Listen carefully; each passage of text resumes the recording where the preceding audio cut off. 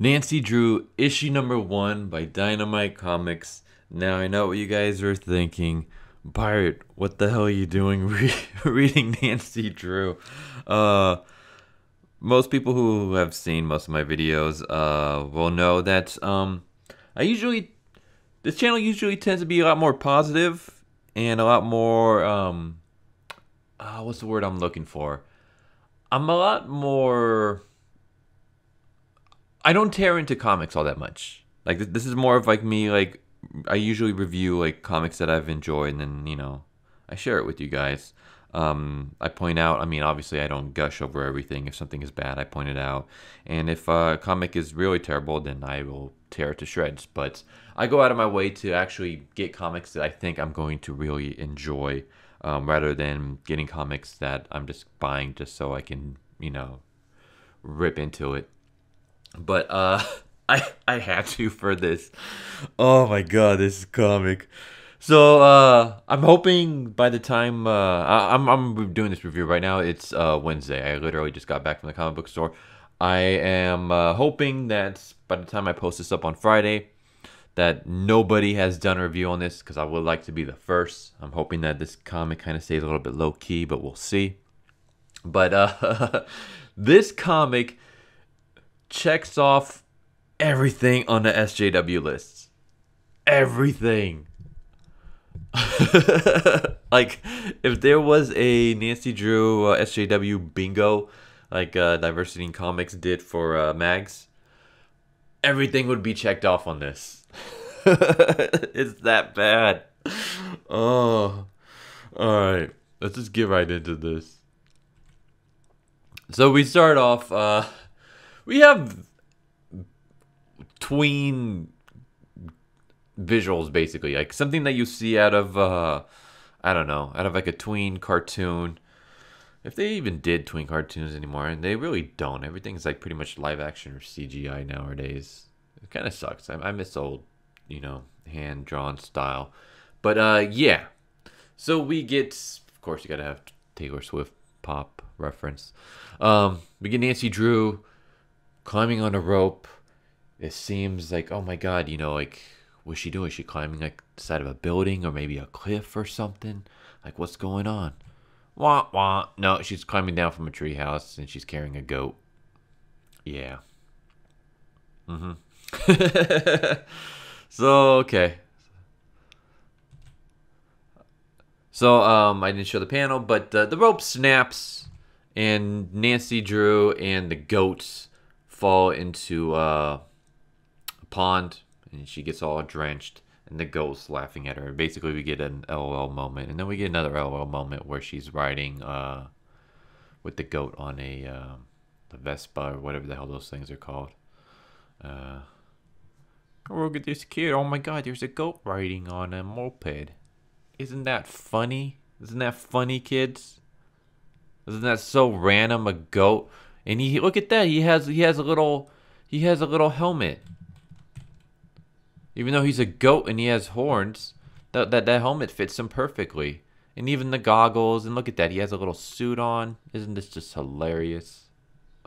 So it turns out that basically this dude right here kidnapped the goat, stashed it away, because he wants to dress up as the high school goat mascot and dance for the team. Yeah, that he wants to be the team mascot, but he can't because everybody loves the little goat. So if I got rid of the goat, maybe I can be the mascot. Yeah, but then of course Nancy Drew catches him, and basically blackmails him. Like, no joke, she literally blackmails him. Like, I'll keep quiet, but you gotta do stuff for me. And we didn't see it, but it is mentioned here that this dude had help, and he had help from football players from the opposing team, and she took care of them. She I don't know, did she say it here? No, she says it in a different panel. I don't show a lot of, I try to limit how much I show because I don't want to get copyright strikes. So I'm just showing like little panels that basically convey the stuff that I'm expressing here. But there's a panel where basically she says You better go get your friends. They're basically, it's implied that she's hanging his friends from trees. And I'm hoping it's by their feet or something. I can just see this taking like a dark turn, and like this guy goes to get his friends, and they're just like dead, hanging from trees. But yeah, Nancy Drew, this woman right here, apparently was strong enough to take on a group of football players and hang them from trees. Yeah, I'm going to call BS on that one. I highly doubt she can even take on this guy, and this dude looks like such a beta cuck. Speaking of beta cucks, hey, look who's Nancy's friends. Yeah, we got to check off everything that we possibly can, right? So we got some kind of maybe Hispanic or Polynesian, or it could be even Samoan. I don't know. And then we got the goth girl who also isn't white. Basically, we got the purse puppy characters. And yeah, this is a dude. Don't let the eyeliner and the feminine appearance on his face, you know, the lips and all that stuff, and the dark eyelashes. Don't let that fool you. Even looks like he takes care of his eyebrows. This is a dude. Of course, he has to be chubby just like she does. This is, yeah, Noah. And this is Maya, her Nancy Drew's Watson. Apparently, she's a tech genius. Yeah, she's so smart with the computers. Because we gotta have that. If you see a female fatty with glasses, it's probably gonna be the tech genius in these kind of stories. You know what? I shouldn't have said that. That's rude of me. But oh my god. Sorry if you guys hear snoring. My dog is literally sleeping on the couch right behind me, so the mic might pick that up. And I don't want to wake her up, but this is like the perfect time to stream right now, other than that noise. But yeah, so we got the minority, chubby, feminine. I'm assuming he's gonna be gay. Friend, and then the chubby goth girl who is smart with the science and technology. Trust me, guys, it gets worse. This isn't like all it right here. It gets worse. So yeah, Nancy goes back home, takes showers, and then she gets this letter, and I'm gonna read the letter to you guys, and you guys tell me if you notice anything off. Dearest Nancy, I know what you did. I know you've tried to forget. But memory is long, and so is life. Or at least, it should be. What would your mother say if she was alive to say it? Nancy Drew. Did you guys catch it? Let me read the part one more time. Not the whole thing, but just this part. What would your mother say if she was alive to say it? Yeah. Right here. Boom. It should be C. What would your mother say if she was alive to see it? Come on, guys. Who the hell is editing this? How do you screw this up? Like, is nobody just like reading this? Like, I know this is Dynamite, and Dynamite is like hardcore SJW now. Well, they're a little bit better than, you know, other places like IDW, but Dynamite is not in a great place right now. But does like anyone do their job? Like, how do you miss this? What would your mother say if she was alive to say it?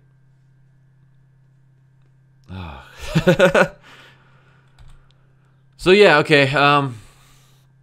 So basically, Nancy goes back home to Bayports, which she hasn't been in a while, and this is Bess. She is from the series, so this is Nancy's former best friend and her adolescent partner in crime. We were thick as thieves. She's thick, all right. I'm not gonna knock this.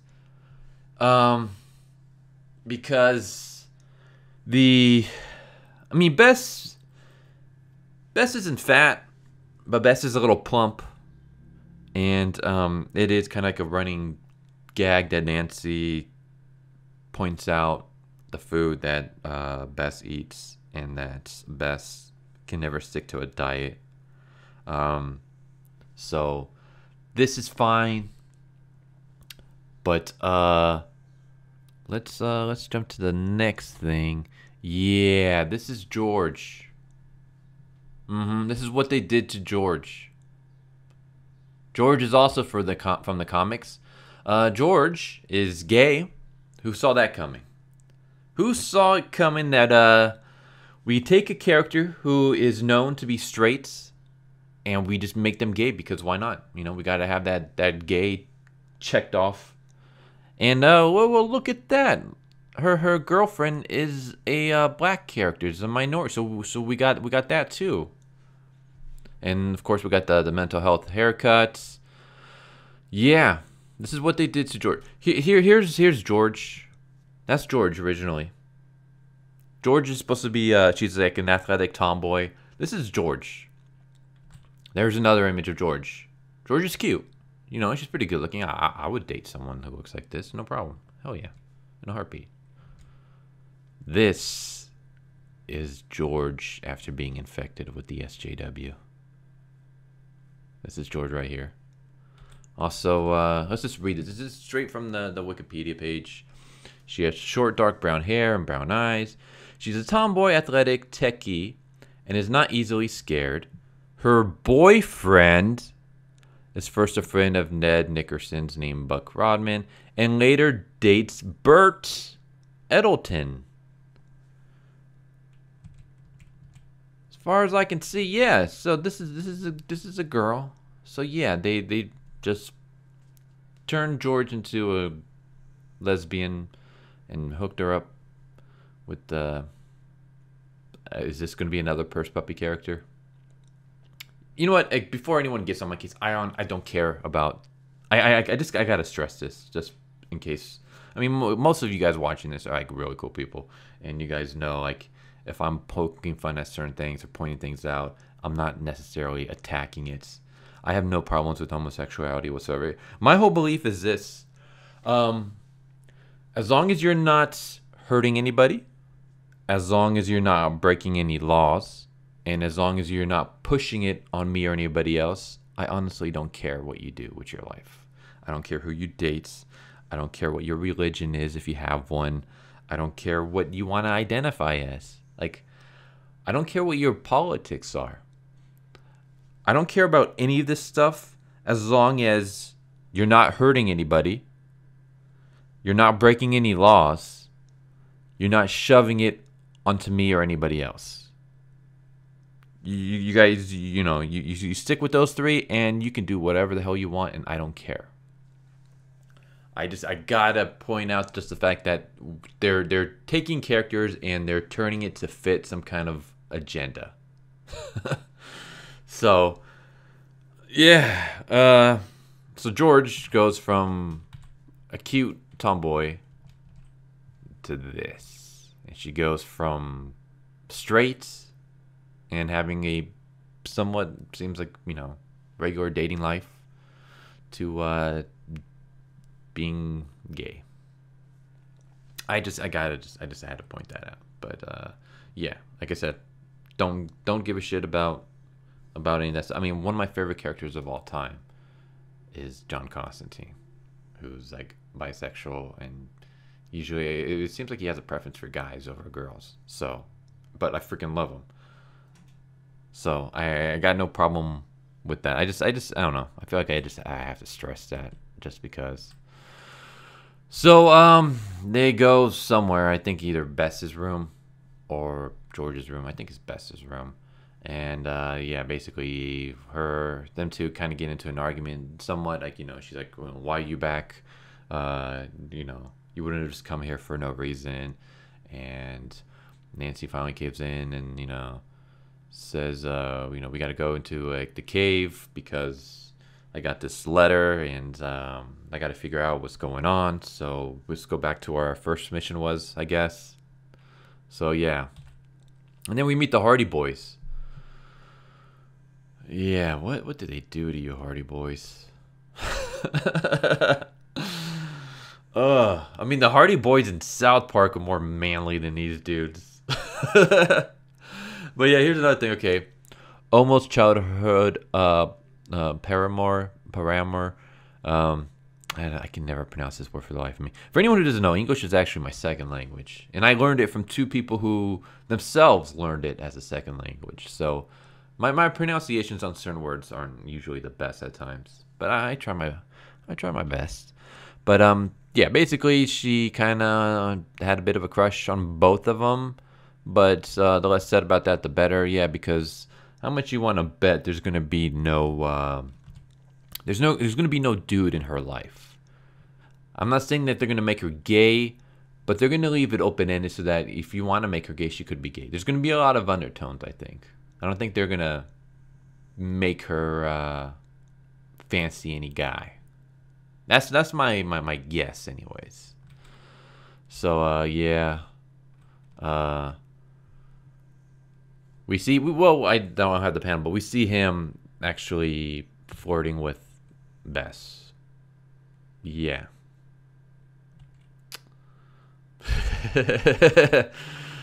So I guess there's your straight relationship. So yeah, they lower her into the caves, and then all of a sudden the rope snaps, and well, the rope gets cut or something, and that's how it ends. So yeah, that's Nancy Drew. Basically, just check off all those SJW tropes. It's in here. You got the lesbian, the turning a straight character gay. You got the mental health cuts. You got, of course, since she's gay, she's got to be dating a minority character. You got the feminist, chubby, beta cuck, purse puppy character.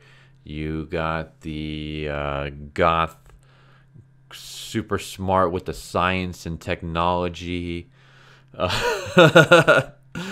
Yeah.